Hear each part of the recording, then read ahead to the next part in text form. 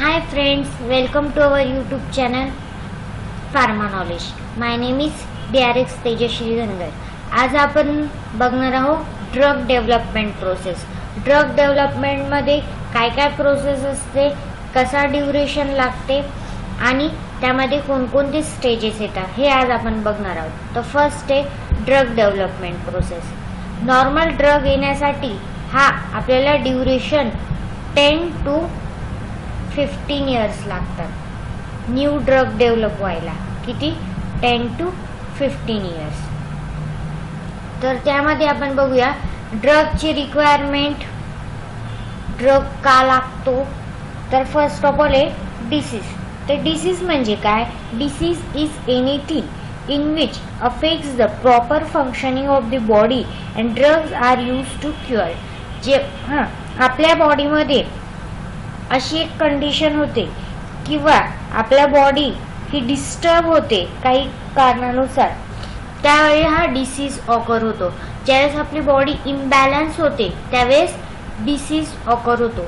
तर हा डिसीज रिक्युअर करण्यासाठी किंवा क्युअर करण्यासाठी किंवा आपल्या बॉडीचं डिस्टर्बन्स जे ते बॅलन्स करण्यासाठी कशाची रिक्वायरमेंट लागते?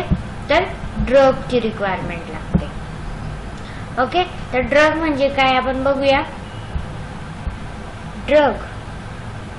Drug are usually distinguished from endogenous biochemicals as they are administered from external source in the body. म्हणजे ड्रग हा बाहेरून जो सबस्टन्स असतो आपल्या बॉडीमध्ये दिला जातो, आपले बॉडी जी इम्बॅलन्स झाली ती बॅलन्स करण्यासाठी, त्याला ड्रग असे म्हणतात. ड्रग हा आपल्या बॉडीला इक्विलिब्रियम करतात आणि आपल्याला डिसीज पासून प्रॉब्लेम सॉल्व्ह होतो आणि आपली बॉडी ही बॅलन्स होते. ओके, तर नेक्स्ट बघूया आपण आता. ड्रग अँड डिसीज समजलं. डिसीज हा आपल्या बॉडीला इम्बॅलन्स करतं आणि ड्रग हे आपल्याला क्युअर करतं आणि जे त्या ड्रग हा बाहेरून आपल्या बॉडीमध्ये ऍडमिनिस्टर केला जातो. ओके, तर नेक्स्ट आहे ड्रग डेव्हलपमेंट प्रोसेस. आता ड्रग डेव्हलपमेंट प्रोसेस मध्ये कोणकोणत्या फेजेस येतात? तर फर्स्ट आहे डिस्कवरी फेज येते, ज्यामध्ये ड्रग डिस्कवर होतो. सेकंड आहे प्री क्लिनिकल फेज येते, म्हणजे क्लिनिकल फेजच्या आधी प्री क्लिनिकल फेज येते की ज्यामध्ये ॲनिमल स्टडी चालतो. क्लिनिकल फेज येते, क्लिनिकल फेजमध्ये आपल्या ह्युमन बिंगवर स्टडी चालतो. नेक्स्ट येतं मार्केट फेज, म्हणजे क्लिनिकल फेज झाल्यानंतर ह्या तिघी जेव्हा कन्फर्म फेज झाल्यानंतर येते मार्केट फेज आणि त्यानंतर हा ड्रग मार्केटमध्ये येतो. ओके, तर आपण वन बाय वन बघूया. Discovery phase. आपण आज डिस्कवरी फेज बघूया. तर डिस्कवरी फेज मध्ये काय असतं? फर्स्ट टार्गेट मॉलिक्यूल सिलेक्शन होतं. नंतर टार्गेट आयडेंटिफिकेशन होतं, त्याच्यानंतर टार्गेट व्हॅलिडेशन होतं. ओके, तर टार्गेट मॉलिक्यूल सिलेक्शन मध्ये काय होतं ते आज आपण बघूया. टार्गेट मॉलिक्यूल सिलेक्शन मध्ये target selection of the module responsible for disease. असा डिसीज असाच मॉलिक्यूल की ज्यामुळे आपली बॉडी ही इम्बॅलन्स झाली आहे किंवा आपल्या बॉडीमध्ये हा डिसीज झालाय, तो कोणत्या कारणास्तव झालेला आहे ते आपण आधी टार्गेट सिलेक्ट करतो, मॉलिक्यूल टार्गेट सिलेक्ट करतो. त्यानंतर टार्गेट आयडेंटिफिकेशन. मग टार्गेट कसं आयडेंटिफाय करायचं? तर त्याचे 3 टेक्निक्स आहेत. Okay, drug target is the specific binding site of a drug in a Vivo through which the drug एक्झर्ट्स it's action. So the disease mechanism is studied using cellular and genetic approaches in order to identify potential drug targets. म्हणजे काय की drug identification करण्यासाठी आधी target identify करावं लागतं. Target identify का करावं लागतं? की आपला ड्रग आहे हा ड्रग मॉलिक्यूल हा त्याला बाइंड होणार आहे आणि त्यानुसार आपल्याला तो इफेक्ट दाखवणार आहे आणि याचं मेकॅनिझम जे ते जेनेटिकली असू शकतं किंवा मग सेल्युलर असू शकतं. म्हणून यामध्ये आपल्याला ह्या 3 टाईप मध्ये टार्गेट आयडेंटिफिकेशन करा होतं, जिनोमिक्स आयडेंटिफिकेशन. जिनोमिक्स आयडेंटिफिकेशन मध्ये काय होतं तर आपण जिनोमचा स्टडी करतो. काय करतो आपण, जिनोमचा स्टडी करतो, म्हणजे आपले जे DNA सिक्वेन्स असतात, जेनेटिक मटेरियल असतं त्याचा स्टडी केला जातो. नंतर आहे प्रोटिओमिक्स. प्रोटिओमिक्स म्हणजे काय, genome plus protein. Genome plus protein. Genome plus protein म्हणजे काय की या दोघांचं जे कॉम्बिनेशन असतं, to study of protein is required with the study of genes to understand complexity of biological system. म्हणजे कुठे कॉम्प्लेक्सिटी झालेली आहे बायोलॉजिकल सिस्टीम मध्ये ते स्टडी करायला हेल्प होतं. म्हणून यामध्ये प्रोटिओमिक्स मध्ये काय काय स्टडी केला जातो, प्रोटीनचा स्टडी केला जातो, प्रोटीन न्यूक्लिकचा स्टडी केला जातो, नंतर प्रोटीन लिगँड इंटरॅक्शनचं स्टडी केलं जातं, कुठे काय इंटरॅक्शन झालंय हे पूर्ण स्टडी यात केलं जातं. आणि यावरनं आपल्याला ड्रग टार्गेट डिस्कवरी होते. नंतर आहे बायो इन्फॉर्मॅटिक्स. बायो इन्फॉर्मॅटिक्स म्हणजे काय, collecting and analysing biological data. Complete biological data असतो याच्यात बायो इन्फॉर्मॅटिक्स मध्ये.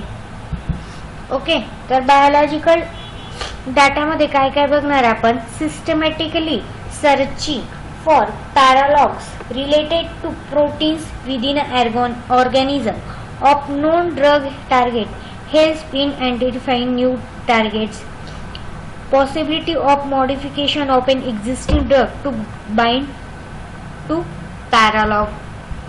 याच्यात डाटा कलेक्ट केला जातो बायोलॉजिकल, आणि त्यानुसार हे ड्रग जो आहे तो आयडेंटिफाय केला जातो की ऍक्च्युअल बॉडीत काय चेंज झालेला आहे, म्हणजे बॉडीमध्ये काय चेंज झालेला आहे त्या डाटानुसार आपण स्टडी केला जातो. तर हे झालं target molecule selection. Target molecule selection कसं करणार की आपल्या बॉडीमध्ये कोणत्या मॉलिक्युलमुळे इम्बॅलन्स आपली बॉडी झालेली आहे. मग आता नेक्स्ट व्हॅलिडेशन करणं की आपण जो स्टडी केलाय तो करेक्ट आहे की नाही, ॲक्युरेट आहे की नाही ते बघणार. मग ते कसं बघायचं, आता target validation is relevant to the disease being study. Genes and their protein products are highly express in disease tissues.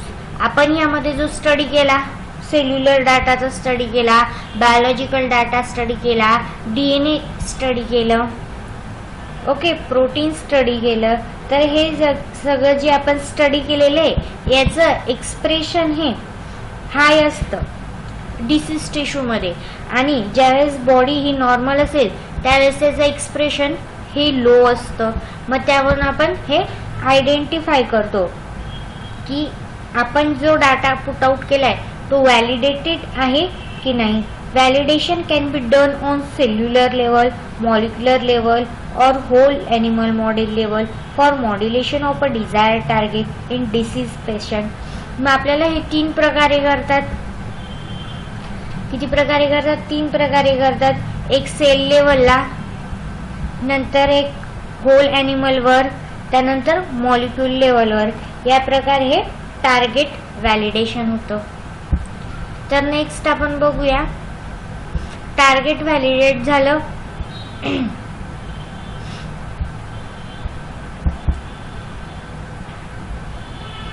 Target validation झालं, मग नंतर येतं लीड डिस्कवरी. तर लीड डिस्कवरी काय, टार्गेट व्हॅलिडेशन समजलं की ज्या मॉलिक्युलमुळे आपली बॉडीला डिसीज झालाय तो टार्गेट व्हॅलिडेशन करायचा. Next lead discovery. तर लीड डिस्कवरी काय, selection of molecule, selection of potential or suitable compound that might act against this target molecule. जो आपण टार्गेट मॉलिक्यूल सर्च केलाय त्याच्या अगेन्स्ट आपल्याला असं पोटेन्शियल किंवा असा कंपाऊंड सर्च करायचा आहे की ज्यामुळे आपला डिसीज हा क्युअर झाला पाहिजे. आपल्याला त्या टार्गेटच्या अगेन्स्ट बघायचं आहे. तर identification of a chemical that can interact with the target and has the potential to impact the disease study.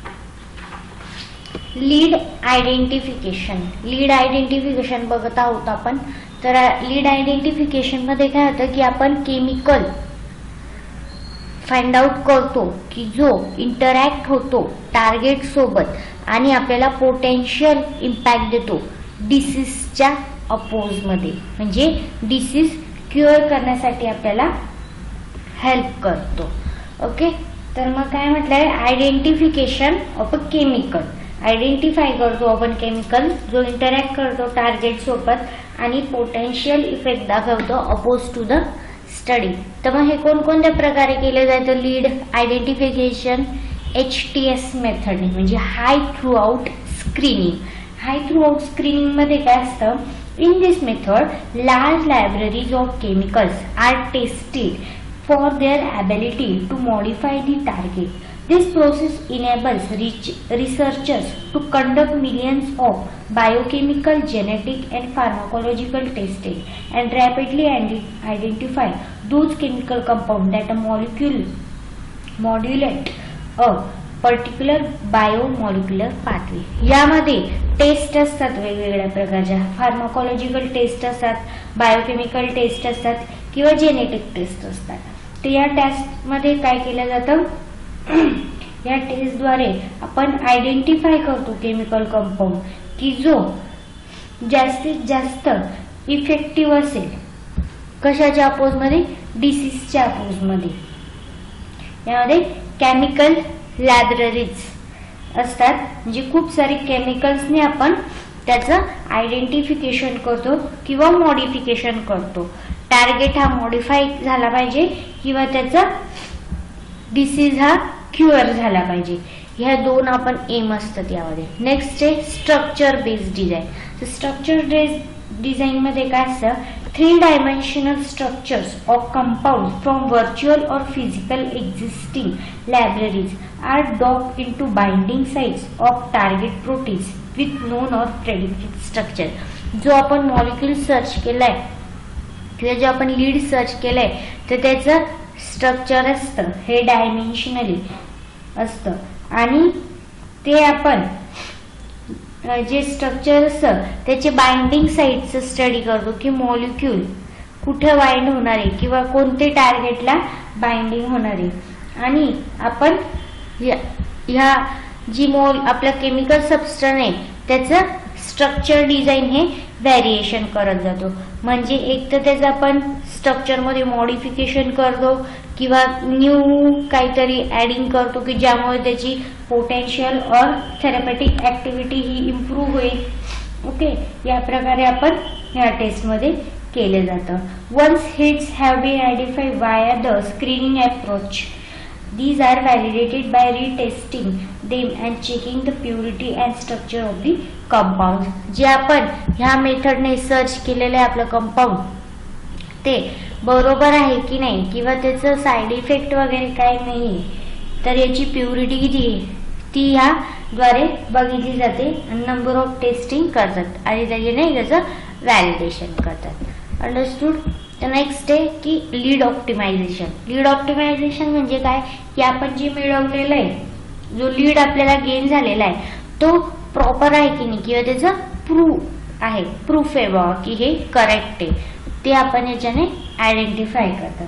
तर लीड ऑप्टिमायझेशन काय असतं, एकदाच आपण लीड आयडेंटिफाय झालं तर next stage is to find compounds that are similar to lead compound that might bind even better optimization. म्हणजे ते better आहे की नाही हे बघितलं जातं. तर ते कशाद्वारे बघितलं जातं, ADME टी पॅरामीटर्स अनालाइज करतात. म्हणजे ऍब्सॉर्प्शन, डिस्ट्रीब्युशन, मेटाबॉलिझम, एक्सक्रीशन आणि टॉक्सिसिटी हे पॅरामीटर अनालाइज केले जाणार. नंतर फिजिओलॉजिकल किंवा स्टिरिओ